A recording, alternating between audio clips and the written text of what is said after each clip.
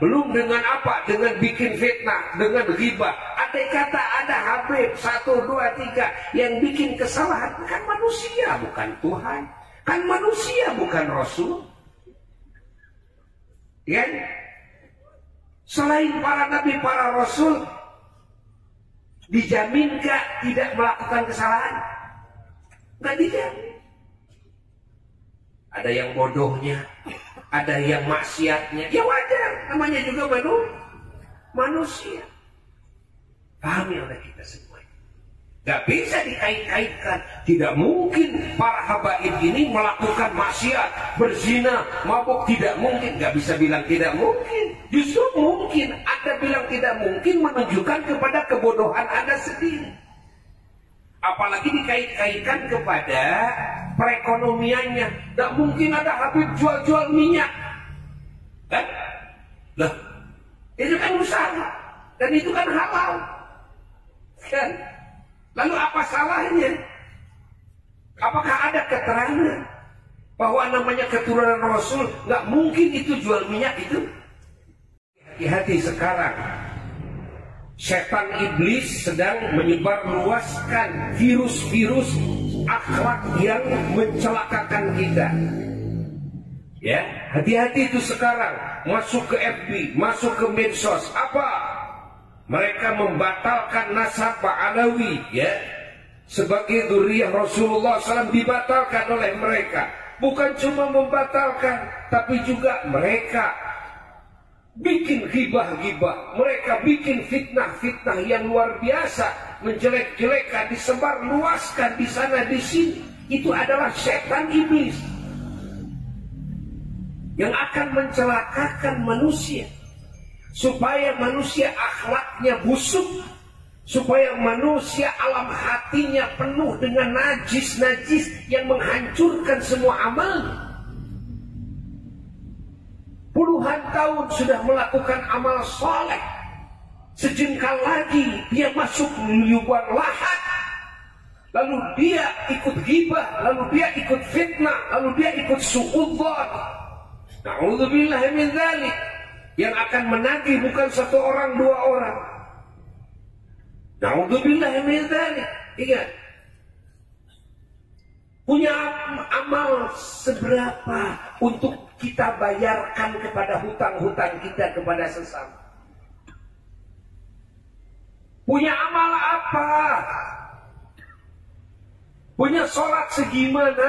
Punya saum segimana? Itu pun kalau diterima amalnya. Kalau tidak diterima amal kita, na'udzubillah min dzalik, bagaimana kita bisa bayar utang? Masa kita bayar utang dengan duit-duitan? Dengan sholat-sholatan? Dengan saum-sauman? Dengan haji-hajian? Amal solehnya bohong-bohongan. Kenapa? Karena Allah tidak menerimanya. Sementara hutang kita kepada sesama banyak sekali. Na'udzubillah min dzalik. Nah, ini kita fitnah ini di zaman kita ini berbahaya besar. Bagi apa? Bagi keselamatan umat Islam di akhirat kelak.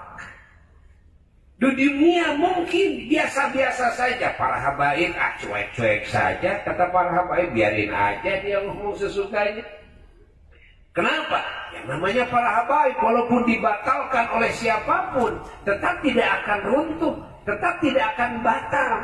Cuma karena orang membatalkan, apalagi yang membatalkan cuma segelintir, sementara sedunia ijma mengakuinya sedunia.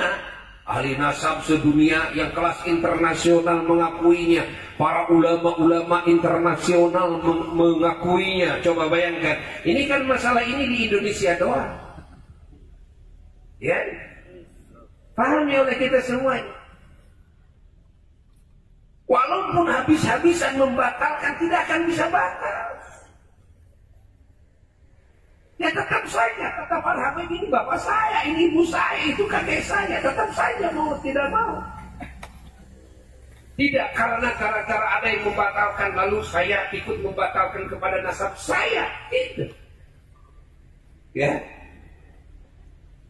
Coba kalau kita punya ibu, siapa nama? Yan, ibu siapa? Ibu Sukarsi. Bapak siapa? Bapak Ali. Kang Iyan. Kang Iyan itu bukan anaknya Ibu Sukarsi, bukan anaknya Bapak Ali. Sedunia bilang begitu. Ya, apakah bisa batal? Enggak. Ini satu orang, apalagi kira-kira berapa puluh juta ya para habaib di muka bumi ini. Dari zaman Imam Ubaidillah yang dianggap fiktif oleh para pemfitnah. Ini para pemfitnah itu. Pahami oleh kita semua ini. Oh, para ulama ada yang membatalkan enggak? Enggak ada. Cerita para wali-wali Allah dari dulu yang lebih tahu, yang punya ilmu kasyaf, yang gampang membedakan mana keturunan Rasul, mana bukan. Namanya wali, ilmu kasyaf gampang sekali. Karena bukan ilmu zahir, itu ilmu batin itu. Dan tidak pakai kutak-katik ilmu akal, enggak. Enggak butuh dalil-dalil, enggak. Wali-wali Allah. Enggak ada wali-wali Allah yang membatalkan dari zaman dulu. Bisa itu hampir 1000 tahun ya. Ke Imam Ubaidillah itu kan. Bayangkan. Tiba-tiba di zaman kita muncul segelintir orang yang membatalkan. Apakah bisa batal dengan dibatalkan oleh segelintir? Ya nggak akan bisa. Makanya Buya katakan kepada para pembatal kalian, satu, nyapein diri kalian sendiri. Dua, kalian mencelakakan diri kalian. Hubungan kalian jadi rusak dengan yang masih hidup, dengan para habaib yang sudah wafat, yang di dalamnya ada para ulama, di dalamnya ada para wali-wali Allah. Kalian bikin masalah besar yang akan diadili kelak di hadapan Allah. Belum dengan apa? Dengan bikin fitnah, dengan ghibah. Andai kata ada Habib 1, 2, 3 yang bikin kesalahan, kan manusia bukan Tuhan, kan manusia bukan Rasul. Ya? Selain para nabi, para Rasul, dijaminkah tidak melakukan kesalahan? Nggak dijamin. Ada yang bodohnya, ada yang maksiatnya, ya wajar, namanya juga manusia. Pahami oleh kita semua. Gak bisa dikait-kaitkan. Tidak mungkin para habaib ini melakukan maksiat, berzina, mabuk, tidak mungkin. Gak bisa bilang tidak mungkin. Justru mungkin. Anda bilang tidak mungkin menunjukkan kepada kebodohan Anda sendiri. Apalagi dikait-kaitkan kepada perekonomiannya. Gak mungkin ada Habib jual-jual minyak. Kan? Lah, itu kan usaha. Dan itu kan halal. Kan? Lalu apa salahnya? Apakah ada keterangan bahwa namanya keturunan Rasul gak mungkin itu jual minyak itu? Jual minyak nyong-nyong. Jual itu, jual sarung. Ya. Pahami oleh kita semua. Apakah itu dosa jual-jual itu? Apakah ada dalam keterangan dari Allah, dari Rasul, namanya keturunan Rasul, jadi jualannya harus jualan apa? Ada enggak?